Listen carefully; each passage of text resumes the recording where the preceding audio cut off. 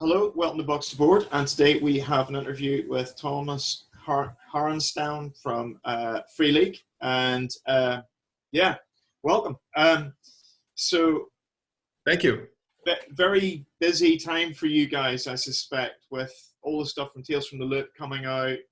You've got the Kickstarter up for the board game, which looks really interesting and actually captures the flavour of the game really well, I think. And obviously the Amazon release and the Amazon and the starter box. This is a mad time for you guys. Yeah, was planned to be a bit of a Tales from the Loop spring for us. I mean, and now it became a bit of a hiccup on the way, of course, with everything that's happening. But still, we decided to press on. I mean, I think there's been a lot of work put into this, and we decided to move ahead. So I mean, the TV show, of course, is great, and that's not ours. We didn't make that, obviously, but I mean, it still brings the whole Tales from the Loop universe to the forefront. And we have been working on the board game for over a year and the starter box for quite some time. And so we figured this would be a good time to sort of combine all these things and make it a bit of a special event for the whole Tales from the Loop universe. Yeah. Yeah, it's how did that story begin? Because I know there was I know Simon Stalenhag is the creator of the world, so to speak, but how did that sort of get going? Because you guys got involved quite early. Yeah, we've been working together for years now. It started out, it's his world. He created, basically he started out doing art that he put up on a website, and this was in 2013, so it's 7 years ago. And that was one of the first images from what would become Tales from the Loop. And we got in touch with him through a mutual acquaintance, and the first thing we discussed was turning this into an art book, because what we realized when we talked to him is that it wasn't just like art, it was also like a universe. All of this art was like connected, and he had like a backstory figured out, and it was like a whole thing. So we did that. That was the first thing we did, was the art book. First only in Swedish, and then we did a Kickstarter for it to publish it in English. And also the next book, Things from the Flood, so we kickstarted those two books together. And this is 5 years ago. Yeah. And then after that, because we do role-playing games, obviously, there was always in the back of our minds we need to turn this into an RPG. So, and that we did, and that went to Kickstarter in 2016, and then it was published in 2017. And it's been sort of going ever since. So yeah, no, it's been a number of years now that we've been working with Simon. Yeah, it's really fascinating the world that it inhabits, but also the way we were chatting earlier on, and just the Year Zero engine, just facilitating that narrative play with its accessibility. Because I know you're behind it. What was the thinking behind the Year Zero whenever you guys? Yeah, it's become kind of our house system. I think Tales is would be the third game using some version of that rule system. I designed the rule system originally for Mutant Year Zero, so that's sort of where it started. So that's why we call it the Year Zero engine, just to give it some kind of a name now that it's kind of become a thing on its own. And I think I was not the lead designer for Tales from the Loop. That's a guy called Nils Hintze, but he adapted my rules engine and Simon's world, and then he wrote the game. Yeah. But I think it was a collaboration. But I think it's a good fit because Tales from the Loop needs to be fairly rules light and to focus on the narrative.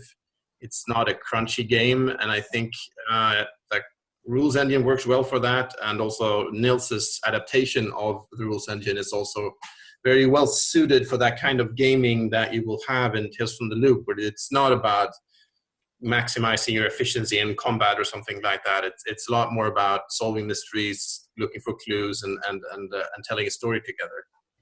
Yeah, I was as a fairly new DM, I absolutely love it. I think it's so much fun you can concentrate on the story, and basically to me that's what you want from a system. You want to be able to focus on the story rather than sitting having to look up what you're doing every 5 minutes. So I think that's awesome.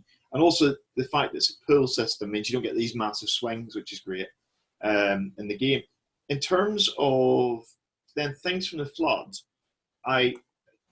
it was kind of where I was aware of Tales from the Loop, but then Things from the Flood, whenever it came up on Kickstarter, I immediately jumped in on, because I thought, I missed out on Tales from the Loop. I'm not missing out on this one. Yeah. How did that come about? Because as an extension, it's just a little bit darker. It's just that.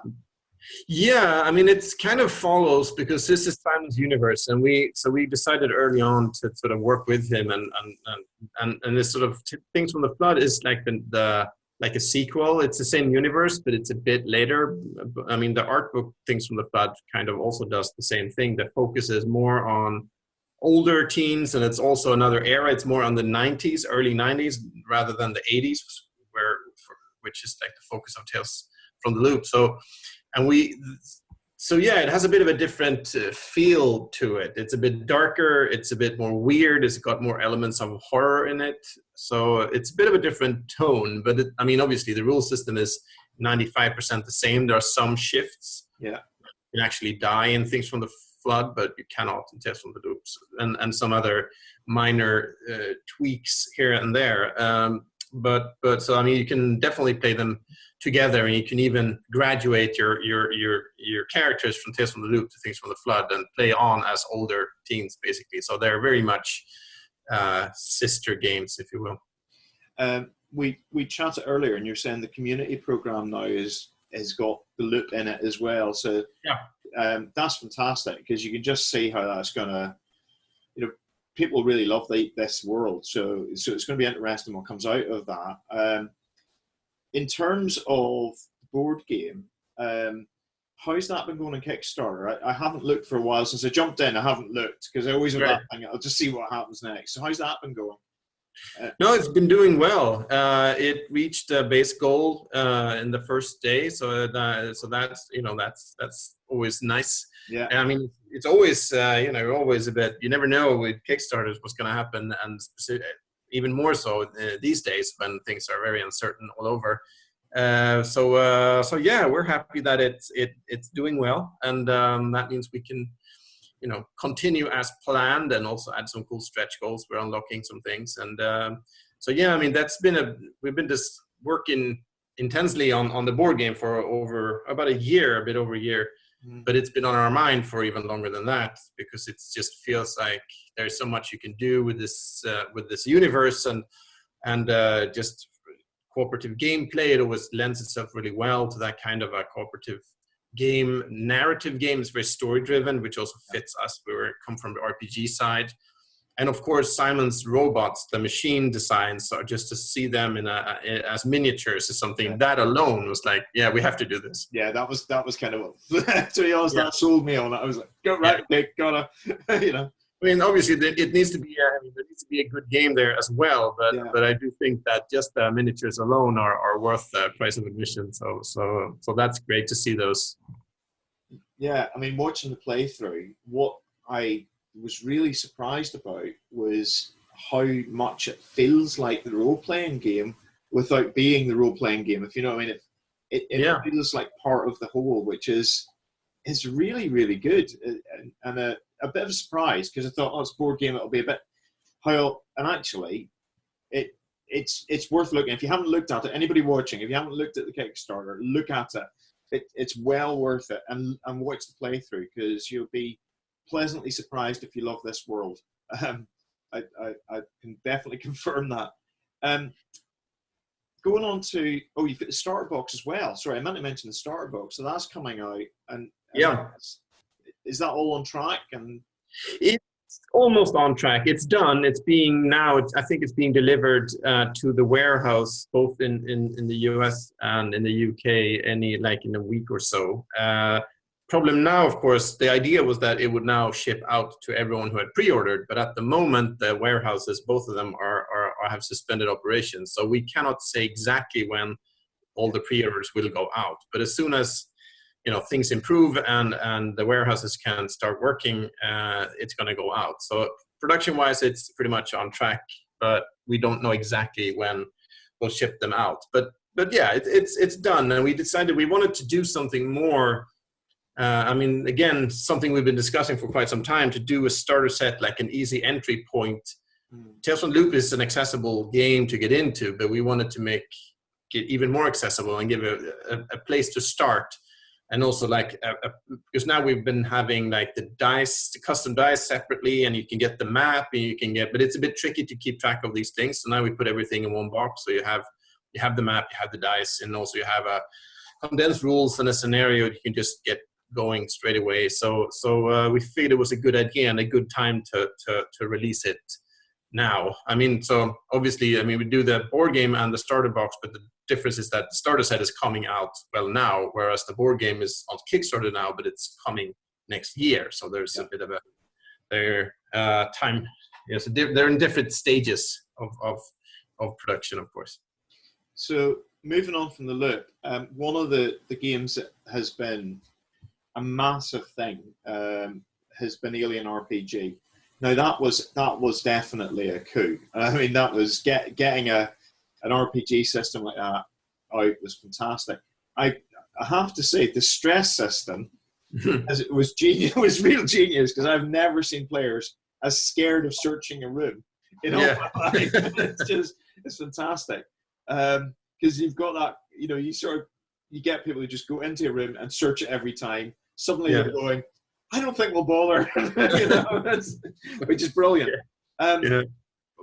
What is there anything in the cards for that coming up? Because it's so good. Yeah, I mean, we have a couple of things on the way. Well, 3 things that are definitely happening. We'll be making like proper announcements pretty soon, but at least for now, we're doing first actually a starter set for Alien as well. It's a bit bigger than the tail starter set, so you get all the stuff. You get like custom dice and maps and cards and some more things. And it will actually be, there's not going to be a new scenario. It's actually going to be the Chariot of the Gods that's been published separately. But now we're taking those separate bits and put them into a starter set. So it's more of a repackaging and getting a good starting point product out. So that's happening first of all. And we're hoping that we can release that in August. The idea was at Gen Con. We'll see what happens with that. But around that time anyway. And then for new content, along with the starter box, we're also playing another cinematic scenario after Chariot of the Gods, which was the first one. This one is called Destroyer of Worlds, and it's written by the same guy, Andrew Gaska. So it kind of continues the story, but not with the same characters because they might not be around. So it basically continues the story, but from a different perspective with different characters. And that's going to be actually, it's a scenario, but we're doing it in a small boxed set. So you get like maps and handouts and character sheets and everything it's kind of like a starter set, but it's only the scenario, so not rules and stuff. But that's it's really like good. You get like everything you need to play in this small, it's kind of like a thinner box. So the idea is to launch the starter set and Destroyer of Worlds at the same time in August. And then after that, we have a book. We're working on a bigger campaign book for Colonial Marines. So that's going to be the focus of a bit of a thicker book. And we're hoping to get that out before the end of the year. That's going to be absolutely awesome. Yeah, I think so. Yeah, the cinematic campaign mode is brilliant, because you say to people, do you want to play Alien? And by the way, expect to die. You know, and that's kind of like what Alien is, you know. It's who survived. Somebody might, you know. Exactly. It's fantastic. But I'm just looking at the list of things that you guys do at the minute, and like we've got Forbidden Lands coming, and we were chatting earlier on. I was just saying how the thing I love about it is, again, because of that system, it's so accessible. It's such a lovely system, and you've got a Kickstarter that's been in production. It's gone through. So what's going on with that at the minute? Because I know things are a little bit weird and wonderful at the moment again. Yeah, we did a Kickstarter for a big campaign expansion for Forbidden Lands. It's called The Bitter Reach. That was kickstarted back in the fall. So that's being printed right now. I actually just received the first copies from the printer. I think they're being delivered also coming into the warehouse pretty much right now. We have a bit of a delay. I think but we're a month or 2 behind on delivering that to backers, but now it's done. Yeah. So again, we're a bit of the same situation there, that we depend on the warehouse opening up before we can actually send it out. But but apart from that, it's fully done and printed. So that's happening. Yeah, I mean, that's the big one. It's also a separate book for with some bonus adventure sites. It's actually going to be 2 books Great. releasing for Forbidden Lands. So it expands the world. It adds, like, in the core game, there's a big map, a hex crawl map. Yeah. And this expansion adds a whole new section of the world of the same size up north. So it's all about, like, ice and snow and cold wastelands that you'll be exploring up north. And then, sorry, just another one. Vaesen. I looked at that on Kickstarter and just thought, this is. I said to you earlier, I'm not the biggest horror RPG fan, but actually, I love the fact it's such a folklore thing. It feels that spooky thing that you have whenever you were growing up and somebody tell you a story. So, yeah. When's Vaesen? What's going on with that as well? Just while we're at it. Yeah, that's also. I mean, there's a lot of things going on. So that's also being. It was where the plan was to ship it to backers in June, and I think, again, assuming things work out, that's possible. We're finalizing files now, so it should go to the printer in a week or so. Yeah. So it should be fully done by June, and the idea was to release that in August also, I think. Yeah, in retail. Backers would get it before then. So it'll be, so if everything works out, it's on track at the minute, and it's yeah. So it's really it's based on also we had a art book from the beginning. Actually, there's another artist called Johan Egerkrans. He did, like, art books with Nordic folklore, like the creatures from that kind of that lore. It's many of those creatures are very similar to what you would find in folklore in Britain or anywhere else, but there are some that are specifically Nordic. But you got your ghouls and ghosts and all kinds of stuff. So the game is set in, like, the 19th century, like mid-19th century. It's not historically correct. It's not. We kind of tweaked some things. It's more of a mythic North, we call it. So it's more of a fairy tale land version of the 19th century than the actual 19th century. So we can take some liberties with it. It plays very well, and it's great for one shot because it's kind of an episodic game. You play, like, one of these cases, and you go out and investigate these weird things going on, and then there is some kind of resolution to it. So yeah, that's it's a lot of fun to work with, and it's also going to be great to see that coming together. I think that's one of the things that, just chatting to you, that stands out is this ability to be quite entrepreneurial in the way you guys approach it. You look at a world that you like. You look at something that, art, or you get inspired by something, and then you guys really develop it and nurture it, which is awesome. It's one of the things I love about your company. It's been superb watching you do that and listening to you chatting. It's just that love of creativity and developing things. It's great. Yeah, we get very enthusiastic. I mean, we're a bunch of people and we kind of enjoy a lot of the same stuff. And we get started talking and we get ideas. It kind of just boils over. So we have, like, more ideas than we can manage to actually turn into actual projects. But yeah. So it's always been a process like that for us, where we kind of see things and go for it and really envision it in terms of a game and how would it work and how can we do this into an RPG and what could it be. So that's always been the way we've been doing things. So it's been a lot of fun. Yeah. I think it spills over that into the games themselves as well. That sort of just, I don't know, I suppose joy in the game. Yeah, definitely. It's been a pleasure chatting to you, and I guess, is there anything else you want to talk about as much as anything else? Just give anything else that you can think of. Yeah, I don't know. I think we covered most things. Yeah, there's a lot of stuff coming up, but we'll get back to that. And for now, I guess the focus is on Tales from the Loop, the board game Kickstarter. So feel free to have a look at that. But yeah, no, I think we've covered most what's going on. Fantastic. Thank you so much for your time, Thomas. And thank you. Stay safe and stay well, as everybody says now. And yes, exactly. You too. And yeah, brilliant. Thank you so much. Have a great day. All right. Thank you. Bye.